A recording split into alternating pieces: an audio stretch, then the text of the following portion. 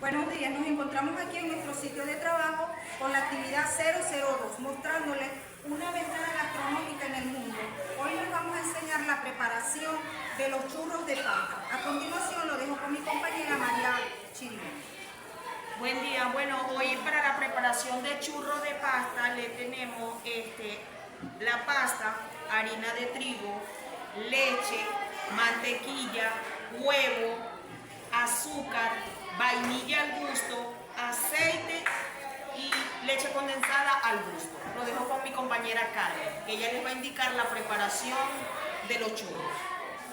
Buenos días. Bueno, empezamos con 200 gramos de pasta,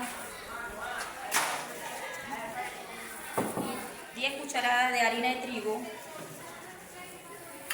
una tacita de leche,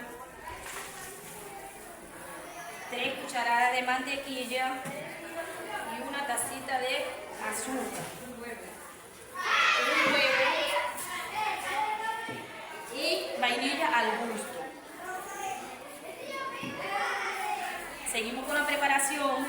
Después de licuada, la llevamos a un recipiente, la vertimos la preparación y después la llevamos a freír.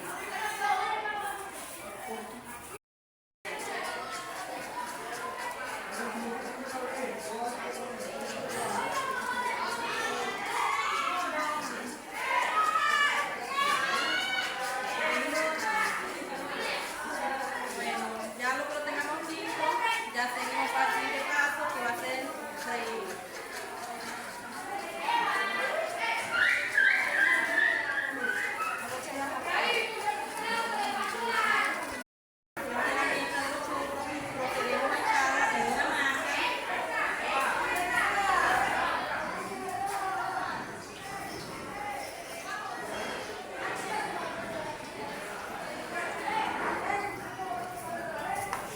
Aquí la boquilla de la forma para que dé la forma a los churros.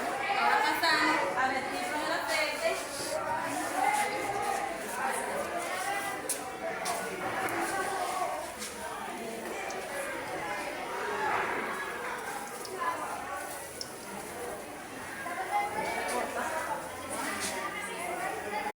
Ya preparados los churros de pasta, se le agrega la leche condensada, se polvorea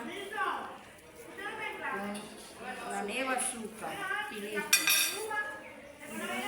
Estamos en el Liceo Francisco de Miranda preparando los ricos churros. ¡Ay, qué rico! Ay, qué bueno.